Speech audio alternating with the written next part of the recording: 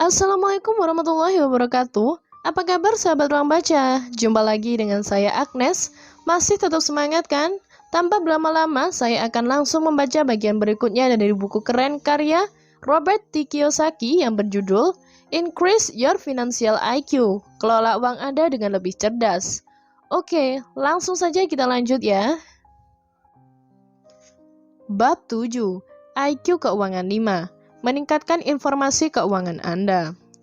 Pada bulan Januari 1972, saya dipindahkan dari Camp Pendleton, California ke sebuah pesawat carrier di lepas pantai Vietnam. Itu adalah perjalanan kedua kali saya ke Vietnam. Kunjungan pertama saya adalah pada tahun 1966. The Merchant Marine Academy mengirim muridnya ke laut untuk masa belajar selama setahun. Proyek saya adalah mempelajari operasional kargo militer di zona perang, lebih spesifiknya cara mengangkut dan membongkar muatan bom dengan aman tanpa membuat diri sendiri terbunuh. Perjalanan kedua saya sebagai pilot perang adalah pengalaman yang sangat berbeda dibandingkan mempelajari perang sebagai murid. Tugas utama saya di pesawat carrier itu adalah menjadi pilot helikopter bersenjata. Misi utama saya adalah terbang sebagai pengawal pasukan helikopter yang lebih besar. Skuadron kami sebagian besar terdiri dari helikopter transportasi pasukan CH-46 dan CH-53 Twin Rotor alias Jolly Green Giants. Kalau zona itu menjadi panas karena tembakan musuh, tugas helikopter bersenjata adalah melindungi helikopter transportasi pasukan di zona itu. Saya pribadi senang menjadi pilot helikopter bersenjata. Hal itu jauh lebih baik ketimbang menjadi pilot transportasi pasukan. Pilot transportasi harus sangat berani. Mereka menerbangkan helikopter besar ke zona panas, berdiam di sana saat pasukan masuk atau terjun dari helikopter. Tugas super rahasia. Tugas kedua saya adalah sebagai asisten petugas informasi super rahasia di skuadron. Tugas itu sangat menarik.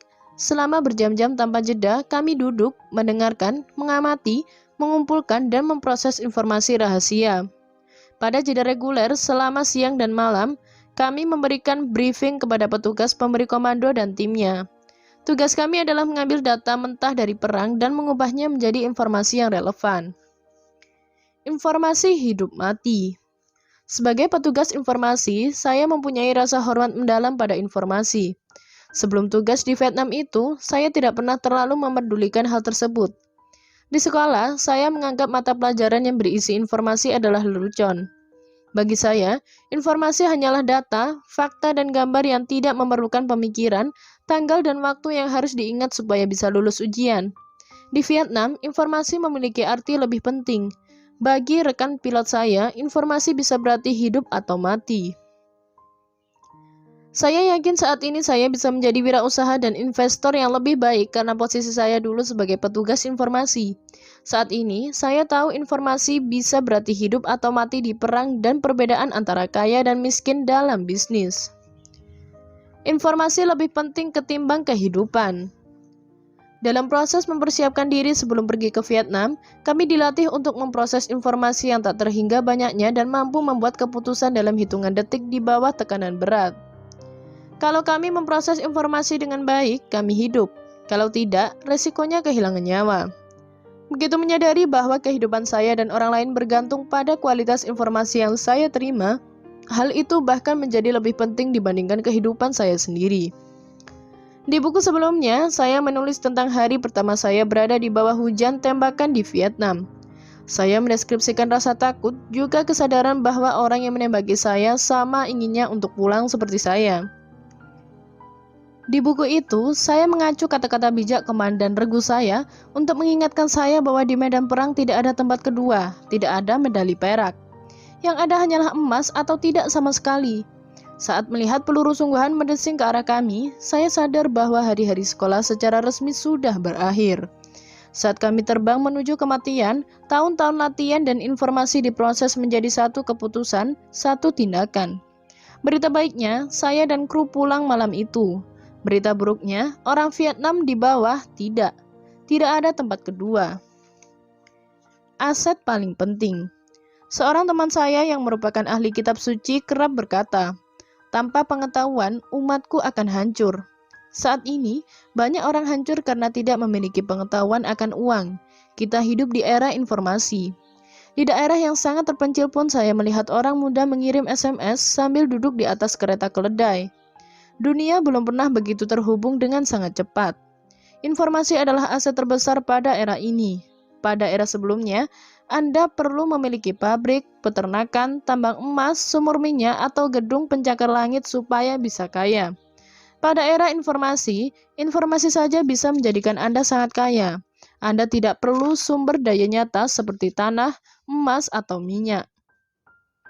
Wirausaha muda yang menciptakan MySpace dan YouTube telah membuktikannya. Hanya dengan sedikit dolar, sejumlah informasi, dan leverage teknologi, para pemuda usia 20-an ini menjadi miliarder. Sama halnya, salah satu atau miskin informasi adalah liabilitas. Miskin informasi menciptakan orang miskin. Salah satu alasan ada begitu banyak orang yang berjuang secara keuangan adalah semata karena mereka menggunakan informasi yang salah, keliru, bias, atau usang sebagai bahan bakar aset mereka yang paling kuat, otak. Banyak orang berjuang hidup karena mereka menggunakan informasi era agraria atau industri pada era informasi. Contoh informasi era industri adalah pemikiran seperti aku perlu pendidikan yang bagus untuk mendapatkan pekerjaan bergaji tinggi. Contoh informasi era agraria adalah tanah adalah dasar dari semua kemakmuran. 4 era sejarah kemanusiaan.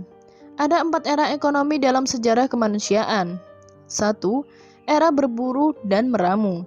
Selama era ini, alam menyediakan kekayaan. Suku-suku mengikuti hewan buruan atau mencari makanan. Kalau Anda tahu cara berburu dan meramu, Anda bisa bertahan hidup. Kalau tidak, Anda mati. Suku adalah jaminan keamanan sosial. Secara sosioekonomi, semua orang setara. Kepala suku tidak memiliki standar hidup lebih tinggi dibandingkan warga suku lain. Dia mungkin makan lebih dulu dan punya istri lebih banyak, tetapi pada dasarnya api adalah api dan gua adalah gua. Dalam istilah uang, hanya ada satu kelas sosial, semua orang miskin. 2. Era agraria. Begitu manusia mengerti cara menanam benih dan memelihara hewan, tanah menjadi kekayaan. Raja dan ratu memiliki tanah, sementara orang lain bekerja mengolah tanah itu serta membayar pajak ke kerajaan. Itulah sebabnya terjemahan harfiah properti real estate adalah royal estate, kekayaan kerajaan. Dengan mulai diternaknya hewan, keluarga kerajaan mengendarai kuda sementara petani berjalan kaki. Itulah sebabnya kata petani, peasant, merupakan kata bentukan dari banyak kata yang secara luas berarti di atas tanah dan di atas kaki. Petani tidak punya apa-apa. Secara sosioekonomi, ada 2 kelompok, orang kaya dan petani. 3. Era industri. Pada tahun 1492, Christopher Columbus dan para penemu lain mencari jalur perdagangan, tanah, dan sumber daya. Bagi saya, sebenarnya saat itu ialah era industri dimulai. Pada era industri, sumber daya seperti minyak, tembaga, timah, dan karet adalah kekayaan. Selama era ini, nilai properti berubah.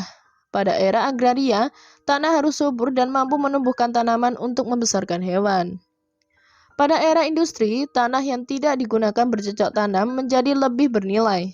Misalnya, Henry Ford membangun pabrik otomotifnya di Detroit karena dia bisa membeli lahan luas yang berbatu, tidak digunakan untuk bercocok tanam, serta tidak subur dengan harga yang bagus. Saat ini, tanah yang digunakan untuk industri memiliki nilai lebih tinggi dibandingkan tanah yang digunakan untuk bercocok tanam. Secara sosioekonomi, muncul kelas baru, kelas menengah.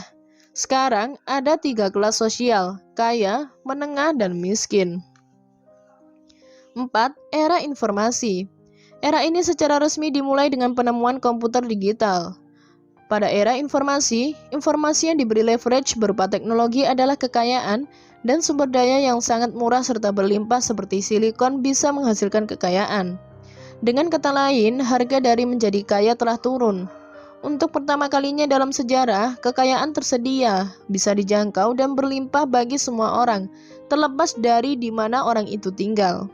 Secara sosioekonomi, sekarang ada 4 kelas sosial, miskin, menengah, kaya, dan super kaya. Bill Gates adalah contoh nyata orang super kaya di era informasi. Sang super kaya. Dewasa ini, orang super kaya bisa memperoleh kekayaan dari era manapun. Orang bisa saja menjadi pemburu, peramu, super kaya seperti suku Maori di Selandia Baru yang mendapatkannya dari hak memancing.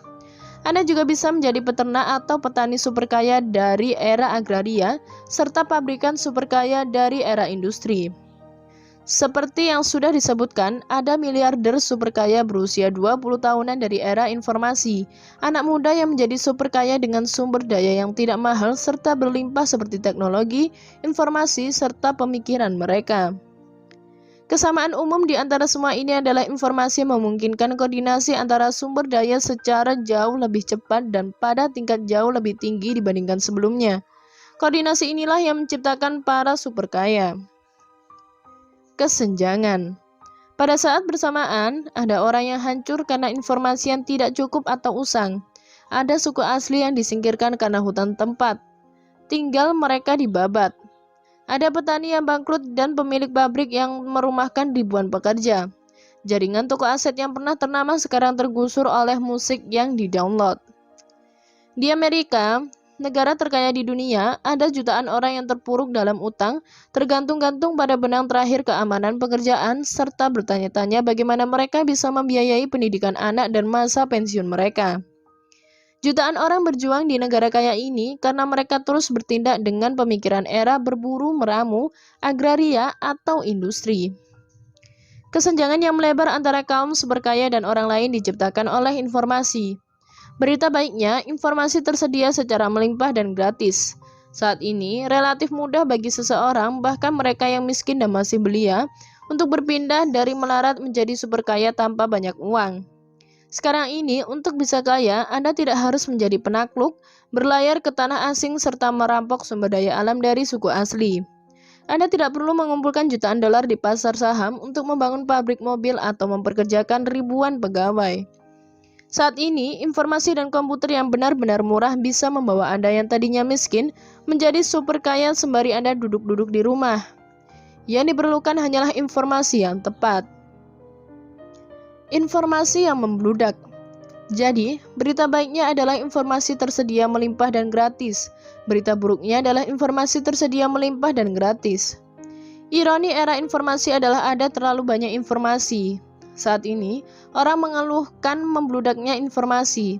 Pada saat bersamaan, orang bisa menonton televisi, berselancar di internet, dan berbicara di telepon sambil berkendara melintasi papan iklan digital. Pada era sebelumnya, tidak ada yang mengeluhkan tanah dan minyak yang terlalu banyak.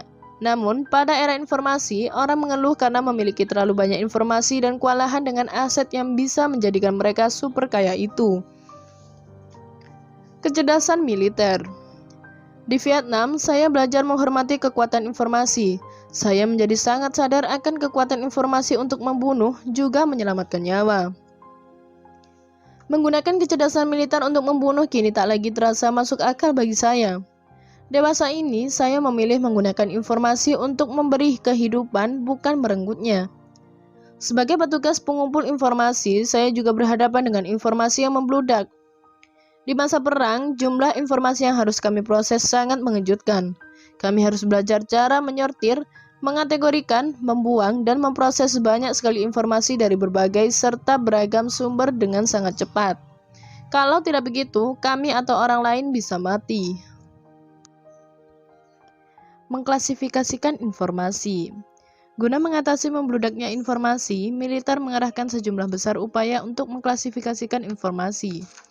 Tanpa klasifikasi, semua informasi itu setara dan tidak bernilai.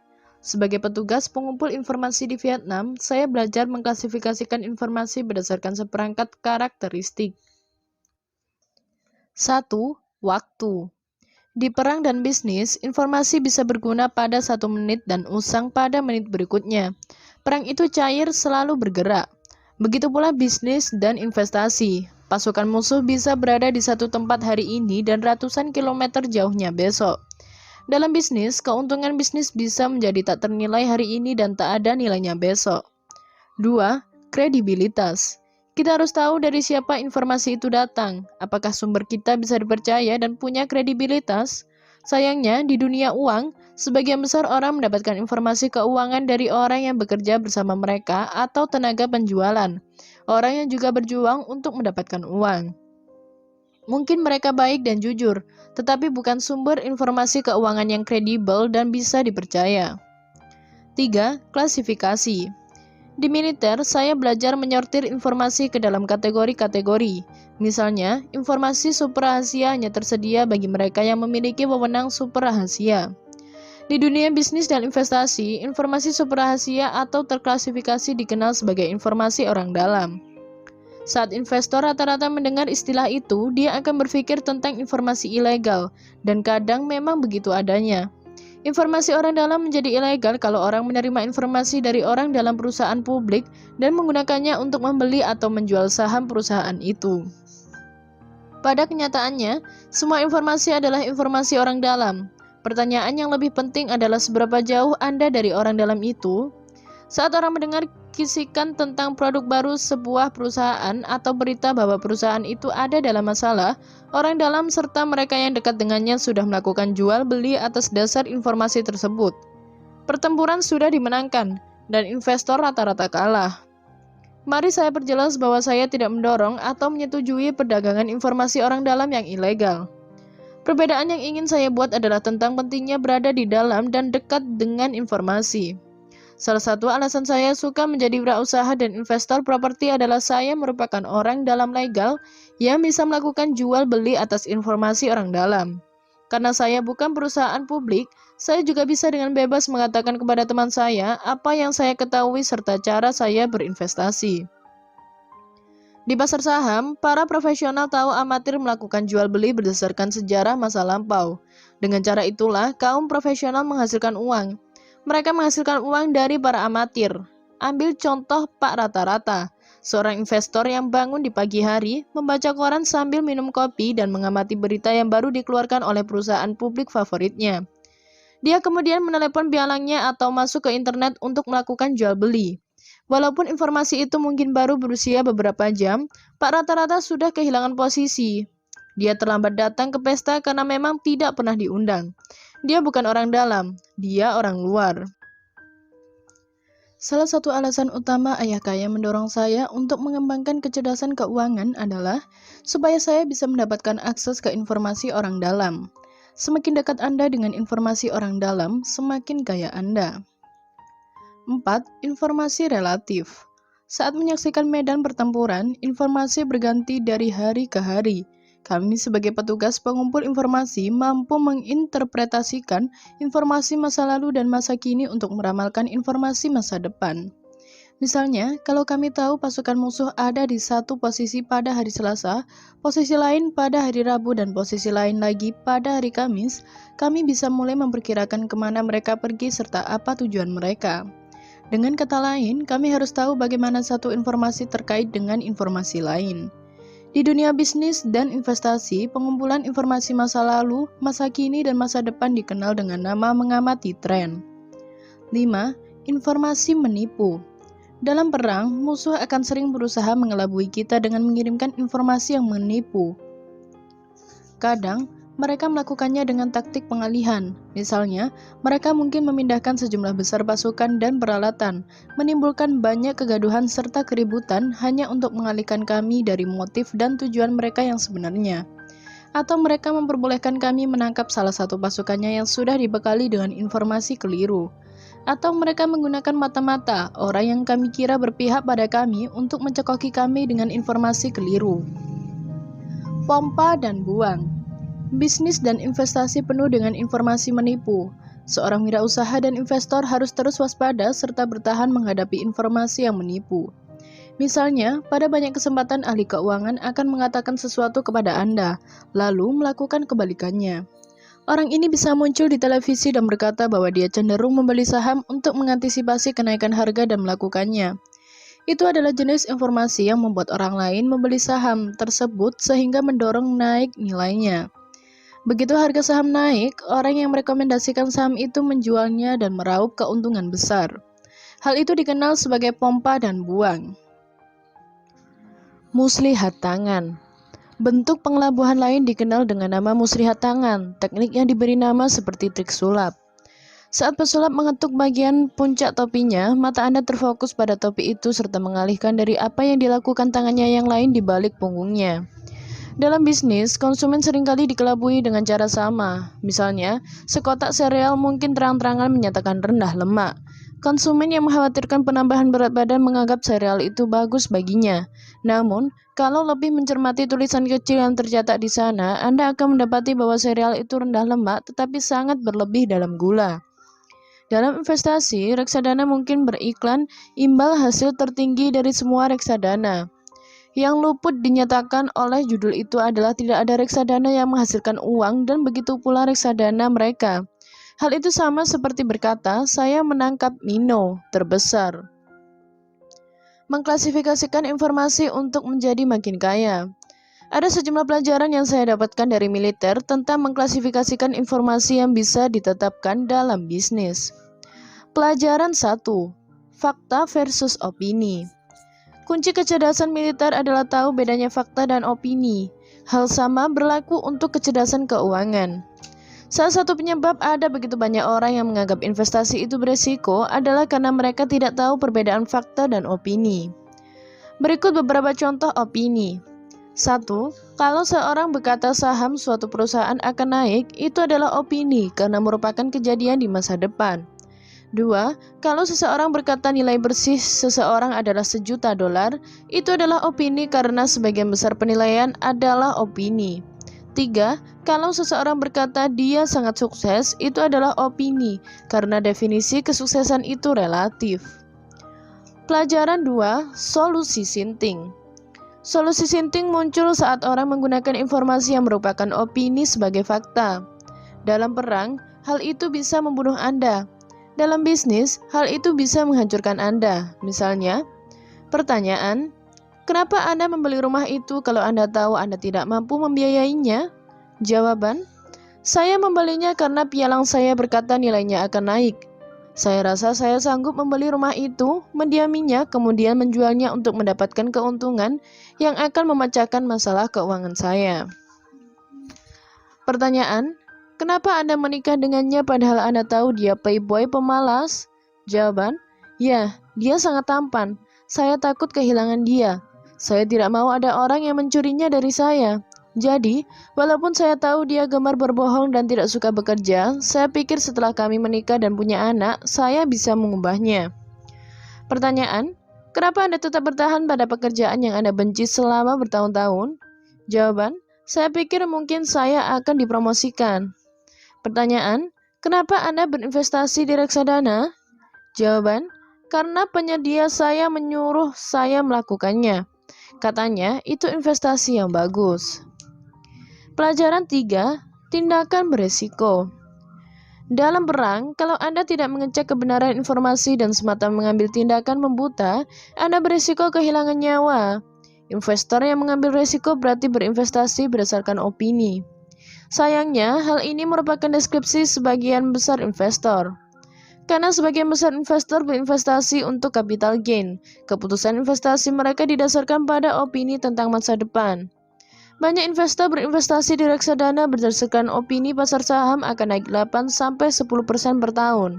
Kalau opini ini salah, mereka kalah. Investor cerdas tahu perbedaan antara fakta dan opini. Umumnya, orang yang berinvestasi untuk capital gain adalah orang yang berinvestasi atas dasar opini. Investor arus kas berinvestasi atas dasar fakta. Kalau mungkin, investor cerdas akan berinvestasi menggunakan opini serta fakta dan berinvestasi untuk arus kas serta capital gain. Kalau Anda berinvestasi dalam saham, reksadana, properti, atau bisnis, tanyai diri Anda sendiri apakah informasi yang menjadi dasar keputusan Anda adalah fakta atau opini. Pelajaran 4. Kendali atas aset. Salah satu informasi penting yang saya inginkan adalah seberapa besar kendali yang saya miliki. Pada bab sebelumnya tentang IQ Keuangan 4, mengenakan leverage atas uang Anda, saya menyatakan pentingnya berinvestasi dengan kendali sebelum dengan leverage. Kalau saya tidak punya kendali, saya tidak menggunakan banyak leverage. Saya mengendalikan nilai aset saya dengan mengendalikan uang sewa saya. Nilai aset saya tidak didasarkan pada kenaikan nilai pasar, yang pada 99% keadaan merupakan opini. Bankir kerap meminta uang muka yang besar pada suatu properti semata karena mereka tidak percaya pada nilai yang mengalami apresiasi. Tentu saja, praktik ini tidak berlaku saat kredit menjadi murah. Dengan kredit yang mudah dan uang yang murah, harga perumahan meroket saat orang-orang bodoh bergegas mengejar emas orang bodoh. Lebih banyak pembeli berarti harga naik. Saat harga naik, nilai apresiasi properti juga naik. Saat apresiasi naik, orang merasa kaya karena mengira nilai rumah mereka naik. Banyak orang mengambil pinjaman ekuitas rumah berdasarkan nilai apresiasi baru. Mereka membeli mobil baru, rumah liburan, berlayar dengan kapal pesiar, dan berbelanja. Kemudian, torehan muncul di balon, robekan kecil yang dikenal sebagai subprime mortgage. Saat robekan kecil itu terus membesar, balon itu mulai melayang turun ke tanah. Itulah masalah yang timbul dari menggunakan opini capital gain alih-alih fakta arus kas sebagai dasar penilaian. Hal ini tidak hanya berlaku pada properti, tetapi semua kelas aset. Itulah sebabnya saat mencari informasi keuangan, saya perlu tahu apakah informasi itu fakta atau opini. Kegilaan keuangan terjadi ketika opini disalahartikan sebagai fakta. Orang tolol bergegas. Ada dua lagu yang layak Anda senandungkan kali lain akan membuat keputusan investasi. Fools Rush In oleh Johnny Mercer dan Rube Bloom serta The Glamber oleh Don Skilt yang dinyanyikan oleh Kenny Rogers. Baris yang saya sukai dari The Gambler adalah You never count your money when you sitting at the table. Anda tidak pernah menghitung uang selagi Anda duduk di depan meja. Kalau seseorang berkata, nilai bersih saya sebesar atau rumah saya mengalami apresiasi pada, saya tahu dia adalah penjudi, orang yang menghitung uangnya saat duduk di depan meja. Ayah kaya saya berkata, kau tidak menghitung uang selagi duduk di depan meja karena selama kau ada di depan meja, uang itu bukan uangmu. Saat kau beranjak dari meja, uang di kantongmu lah yang merupakan uangmu dan kau bisa menghitungnya. Saat ini, jutaan pekerja yang memiliki dana pensiun menghitung uang mereka saat masih duduk di depan meja. Karena sebagian besar investor berinvestasi pada aset kertas untuk mendapatkan capital gain, mereka tidak memiliki kendali dan berinvestasi atas dasar harapan opini berubah menjadi fakta. Hal itu sangat berisiko. Bukan berarti investor cerdas hanya berinvestasi atas dasar fakta. Investor cerdas adalah orang yang berinvestasi dengan opini dan fakta. Investor cerdas tahu fakta dan opini bisa menjadi informasi yang berharga.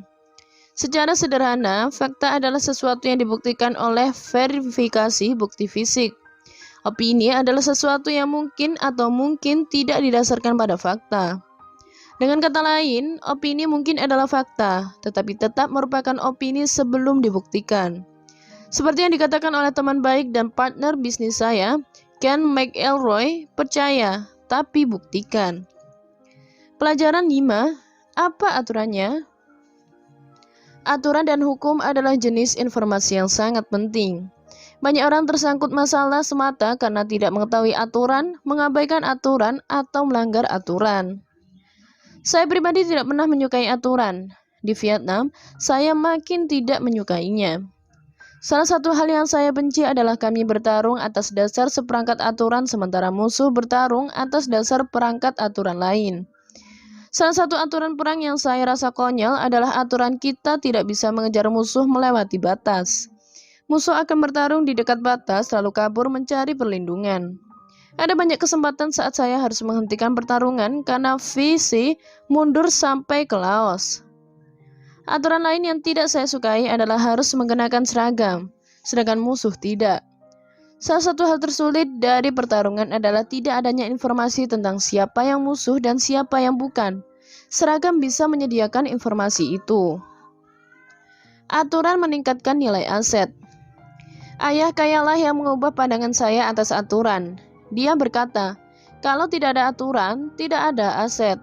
Untuk menjelaskan lebih lanjut, dia berkata, di lingkungan masyarakat tempat terjadinya pelanggaran aturan, tingkat kejahatan naik dan nilai properti turun. Dia juga berkata, kalau kau melakukan pertandingan olahraga dan tidak ada wasit untuk menegakkan aturan, pertandingan akan berakhir kisruh. Kalau kau menyetir di jalan raya dan polisi tidak menegakkan aturan, orang bisa mati. Oleh karenanya, aturan itu penting. Aturan bisa menjadikan orang sangat kaya atau sangat miskin. Itulah sebabnya, informasi mengenai aturan sangatlah penting. Belum lama ini, pihak eksekutif Enron melanggar aturan. Perusahaan menghilang, pekerja kehilangan pekerjaan, dan investor kehilangan uang. Di dunia investasi, aset berbeda memiliki aturan berbeda. Salah satu alasan saya tidak suka reksadana adalah saya tidak suka aturannya. Saya tidak punya kendali. Saya lebih suka aturan properti yang memungkinkan saya menghasilkan lebih banyak uang dan membayar lebih sedikit pajak secara legal. Kalau saya menerapkan aturan properti pada reksadana, saya akan masuk penjara. Orang yang ingin kaya perlu memiliki akuntan dan pengacara. Saat ini, ada begitu banyak hukum, aturan, dan peraturan sehingga tidak mungkin ada orang yang mengetahui atau memahami semuanya. Walaupun biaya akuntan atau pengacara mungkin terasa mahal, derita yang bisa mereka hindarkan dan uang yang bisa mereka hasilkan bagi Anda bisa jadi jauh lebih besar dibandingkan biaya yang Anda keluarkan untuk mereka. Ingatlah dua hal. Aturan menyediakan sumber informasi berharga mengenai cara memainkan permainan uang. Tambah aturan, nilai aset akan berkurang. Pelajaran 6. Tren. Tren terbentuk saat investor menarik informasi dari seperangkat fakta kemudian membentuk suatu opini. Mari saya ceritakan sebuah kisah yang berpengaruh besar dalam kehidupan saya. Pada akhir tahun 1972, North Vietnamese Army (NVA) melintasi Demilitarized Zone (DMZ). NVA sedang dalam proses mengambil alih Saigon yang sekarang dikenal dengan nama Ho Chi Minh City. Kota besar pertama di sebelah selatan DMZ adalah Quang Tri. Kami tahu kalau kami tidak menghentikan mereka di sana, kami akan kalah. Saat kami mulai kehilangan pertempuran memperebutkan Quang Tri, saya menyadari sejumlah lalu lintas pesan berbeda. Ada informasi warga Vietnam Selatan menukarkan mata uang mereka, piaster Vietnam, untuk kepingan tipis emas. Saya merasa sekeping informasi yang tidak jelas ini menarik. Seperti yang disebutkan di sepanjang buku ini, dolar Amerika Serikat berhenti menjadi uang dan berubah menjadi mata uang pada tahun 1971. Pada tahun 1973, saat berada di Vietnam, saya secara langsung mengamati perubahan aturan uang lewat informasi yang saya terima mengenai kepanikan yang dirasakan warga Vietnam Selatan. Mereka tahu perang akan berakhir dan mereka ada di pihak yang kalah.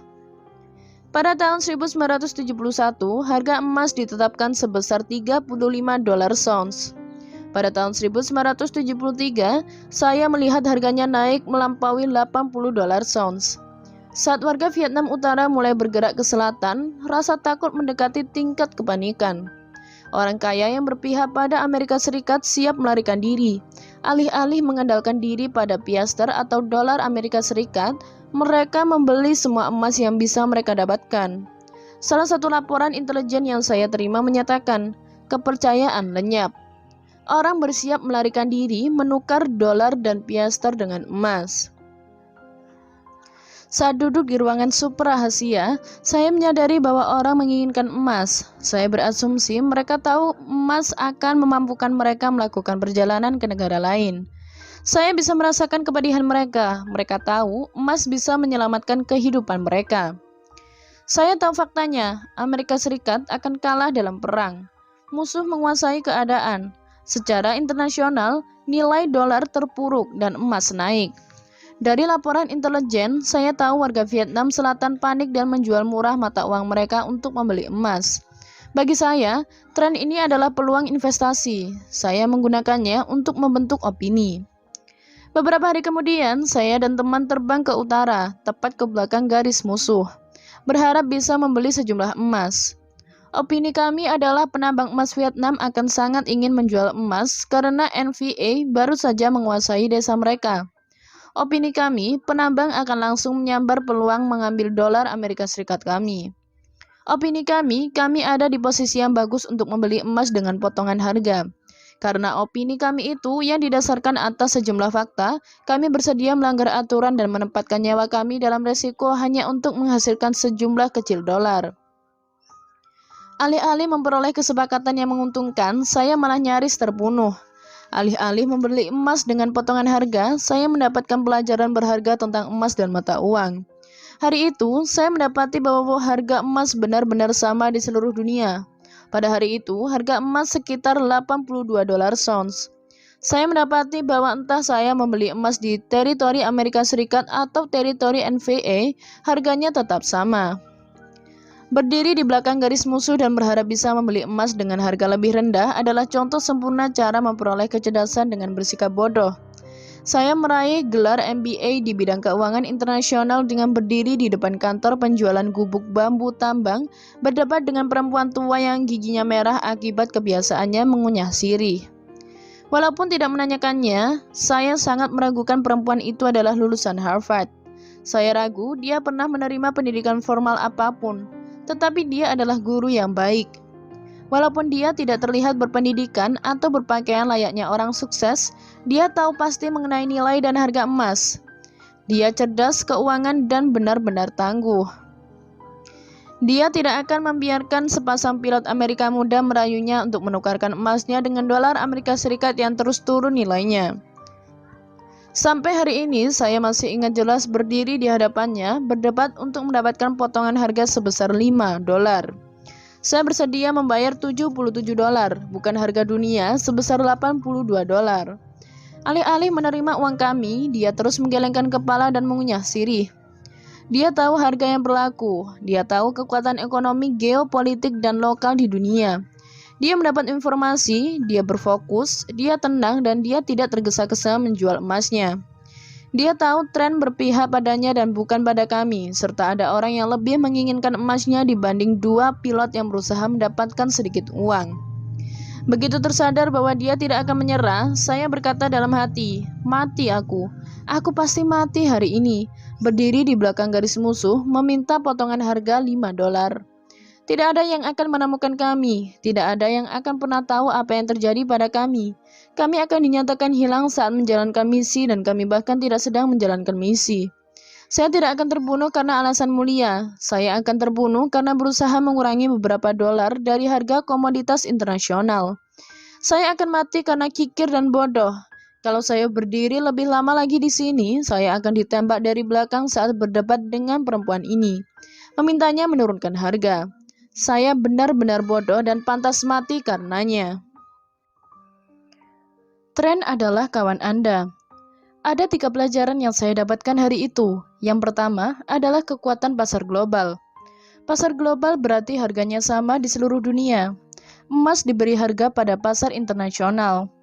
Properti diberi harga pada pasar lokal. Perempuan tua itu menang karena dia punya informasi dari pasar global dan lokal.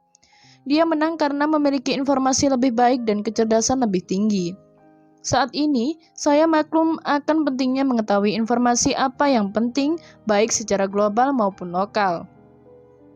Saat ini, saya mencintai properti karena merupakan aset yang lebih bergantung pada informasi lokal ketimbang informasi global. Dengan properti, saya bisa menjadi ahli di wilayah kecil saya. Dengan informasi lokal, saya bisa menjadi lebih cerdas dibandingkan investor institusi besar di New York, London, Hong Kong, atau Tokyo. Seperti Daud yang mengalahkan Goliat, investor kecil dengan informasi serta kecerdasan superior bisa mengalahkan raksasa. Pelajaran kedua yang saya dapatkan hari itu adalah kekuatan tren. Kalau saja lebih memahami tren dan harga emas, saya akan menghasilkan banyak uang tanpa membahayakan diri di belakang garis musuh. Saya tidak perlu pergi ke belakang garis musuh untuk berinvestasi. Saya tidak perlu meminta potongan harga. Yang perlu saya lakukan hanyalah berinvestasi dengan tren. Saya bisa pergi ke toko emas dimanapun di seluruh dunia dan membeli emas dengan harga yang sama. Pada tahun 1979, tren membawa emas mencapai hampir 800 dolar ons. Saya tidak perlu membahayakan nyawa saya. Kalau saja mempercayai tren, saya bisa menghasilkan banyak uang. Saya tidak perlu potongan harga untuk menghasilkan uang. Pelajaran ketiga dan paling berharga pada hari itu adalah informasi hanyalah informasi. Kecerdasan adalah kemampuan mengambil informasi dan menjadikannya bermakna. Perempuan tua dengan gigi merah itu memiliki informasi yang sama dengan saya. Namun, kecerdasannya memberinya pemahaman dan makna yang tidak saya miliki. Dia adalah pemain musiman. Dia mengetahui permainannya. Saya anak baru, pemain baru dalam sebuah permainan lama. Saat pasar ambruk pada tanggal 9 Agustus 2007 dan orang-orang panik, saya teringat pada perempuan tua itu. Hal pertama yang saya lakukan adalah mengecek tren. Alih-alih bergabung dengan orang banyak dan ikut panik, saya semata menyimpan rasa takut saya dan berfokus ulang pada tren pasar, bukan pasang surutnya. Saya membuktikan ulang fakta yang ada dan membentuk opini sendiri mengenai masa mendatang. Saya mencari informasi mengenai tindakan yang diambil oleh bank sentral. Sekali lagi, mereka mencetak lebih banyak uang bernilai rendah daripada memecahkan masalah. Saat mengetahui fakta bahwa Bank Sentral Internasional menyuntikkan dana segar ke dalam pasar yang sedang ambruk, saya tahu opini saya bahwa daya beli dolar akan terus mengalami kecenderungan turun masih tetap masuk akal. Saat ini, alih-alih berdiversifikasi, saya memilih berfokus pada sejumlah aset kecil, mengamati tren, dan berinvestasi sesuai tren. Karena saya tahu tren bisa berbalik dan berganti arah, saya tidak berinvestasi untuk jangka panjang secara membuta. Era informasi adalah tentang perubahan dan saya perlu bersikap fleksibel, bukan menjadi robot. Sejumlah tren yang saya investasikan saat ini yaitu tren pada minyak. Seperti yang Anda ketahui, semakin Cina, India, dan Eropa Timur menjadi seperti negara barat, permintaan akan minyak akan semakin naik. Bahkan dengan dorongan untuk mencari sumber tenaga lain, minyak akan terus menjadi sumber energi utama selama tahun-tahun mendatang. Walaupun saya sangat tidak menyukai kerusakan lingkungan yang ditimbulkan oleh minyak, kenyataan yang tak terhindarkan adalah kita semua, juga para pemerhati lingkungan yang paling berdedikasi menggunakannya. Saya percaya tren jangka panjang untuk harga minyak akan naik, mungkin mencapai $200 per barel tidak lama lagi. Harga yang tinggi ini akan menimbulkan konsekuensi serius terhadap ekonomi dunia yang belakangan akan menuntun tren lain yang layak diikuti sebagai teknologi energi alternatif seperti tenaga matahari mengalami kemajuan. Tren pada perak. Saya yakin perak adalah investasi terbaik pada tahun 2007. Saya yakin itu adalah investasi yang lebih baik dibandingkan minyak. Ada dua alasan saya mengatakan hal itu. Alasan pertama, karena perak adalah logam industri yang dikonsumsi. Hal itu berarti perak bisa habis. Perak adalah logam pilihan untuk benda elektronik. Perak digunakan di komputer, telepon genggam, pesawat televisi, dan perangkat teknologi lain. Diperkirakan 95% perak yang ada sudah dikonsumsi. Perak menjadi langka, berbeda dengan emas. Diperkirakan 95% emas yang pernah ditemukan masih ada di seluruh dunia. Alih-alih dikonsumsi seperti perak, emas memiliki persediaan. Dalam banyak hal, itu menjadikan perak lebih berharga dibandingkan emas. Alasan kedua adalah perak juga merupakan logam berharga, suatu bentuk uang. Saat nilai beli dolar anjlok, semakin banyak orang yang mencari apapun yang bisa mewakili uang real atau setidaknya tetap memiliki nilainya. Saat saya menulis buku ini, harga perak sangat murah bila dibandingkan dengan emas. Harganya kurang lebih $13 ons, sementara emas kurang lebih $600 ons. Berdasarkan sejarah, emas pernah memiliki harga 14 kali harga perak, yang berarti kalau harga perak $10 ons, emas diperdagangkan pada harga $140 ons. Menurut harga sekarang ini, emas dan perak diperdagangkan dengan perbedaan 50 kali lipat. Bagi saya, berdasarkan tren sejarah dan fakta bahwa perak adalah logam yang dikonsumsi, perak memiliki peluang lebih besar untuk naik nilainya. Kira-kira setahun lalu, banyak bursa saham memungkinkan Exchange Traded Fund ETF perak tersedia bagi investor yang tidak ingin menimbun koin dan batangan perak atau berinvestasi dalam saham tambang perak.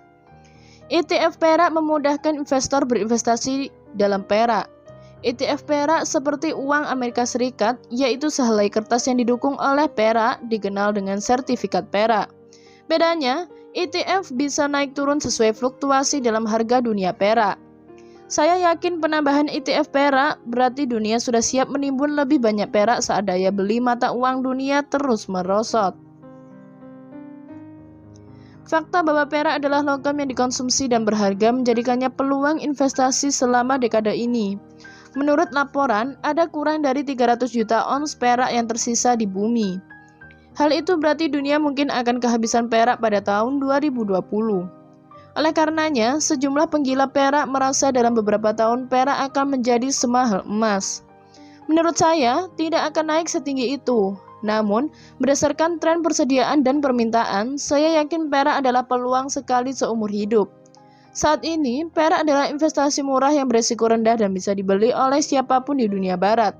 Itulah sebabnya saya mengamati tren dan membeli perak kapanpun pasar perak jatuh nilainya. Tentu saja ada kemungkinan saya salah, jadi yang terbaik adalah Anda melakukan riset sendiri dan menemukan informasi sendiri sebelum berinvestasi dalam tren ini. Tren dalam perumahan. Salah satu alasan tingginya harga komoditas ini adalah dunia memerlukan dan menginginkan makin banyak perumahan. Misalnya, permintaan batako di Cina menimbulkan kekurangan batako di Amerika Serikat yang menyebabkan harga batako meroket. Salah satu alasan saya suka berinvestasi di rumah apartemen adalah entah kaya atau miskin, orang akan mengeluarkan uang untuk atap di atas kepala mereka. Populasi Amerika diperkirakan akan tumbuh dari 300 juta menjadi 400 juta dalam 2 dekade. Jadi, saya yakin harga perumahan akan terus naik. Seiring makin mahal dan sulit diperolehnya properti, serta seiring turunnya gaji, saya yakin tren ini akan membuat makin banyak orang menjadi penyewa. Salah satu alasan saya dan Kim tidak panik selama kehancuran tanggal 9 Agustus 2007 adalah kami menyewakan properti untuk mendapatkan arus kas. Kami tidak menjual properti.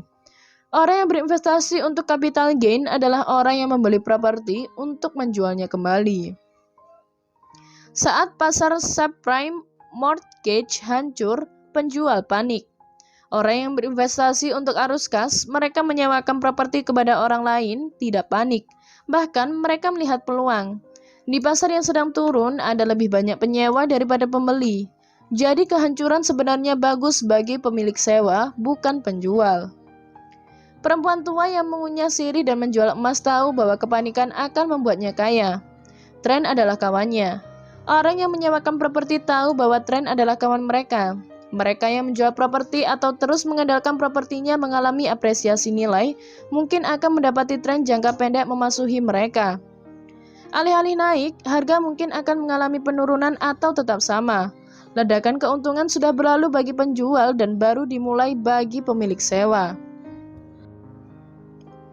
Demografi adalah takdir. Salah satu sumber informasi yang sangat berharga adalah demografi. Seperti yang dikatakan pepatah, demografi adalah takdir. Dengan kata lain, amatilah orang seperti yang saya lakukan di Vietnam dan Anda akan tahu cara berinvestasi. Begitu saya tahu bahwa saat panik orang membeli komoditas dengan mata uang mereka, saya punya informasi yang sangat berharga untuk mendasarkan opini saya pada tren. Saat emas turun ke angka di bawah $400 ons, saya mulai membeli lebih sedikit dan mulai membeli banyak saat harganya mencapai $275 ons. Lalu, harga mulai naik lagi. Dengan kata lain, saya mengikuti tren turun dan membeli banyak begitu tren berganti. Salah satu alasan saya menyukai emas dan perak adalah selalu ada pasar untuknya. Keduanya relatif liquid, dan kalau saya perlu uang tunai, saya bisa menguangkannya dengan cukup cepat. Kurang liquid, banyak informasi. Di properti, tren yang berlaku adalah sejumlah besar generasi baby boom menghabiskan masa pensiun di Arizona dan Nevada. Jadi, saya berinvestasi di kedua negara bagian itu. Dengan hilangnya pekerjaan di Detroit, orang berpindah keluar Detroit yang mendorong turunnya harga perumahan dan sewa. Akan butuh beberapa tahun sebelum tren berubah. Karena properti jauh kurang liquid dibandingkan emas, perak, dan saham, saya perlu jauh lebih memahami tren. Setelah 9 Agustus 2007, banyak pemilik rumah, flipper, dan pengembang properti dengan kondo yang dihargai terlalu tinggi merasa sulit menjadi liquid lagi.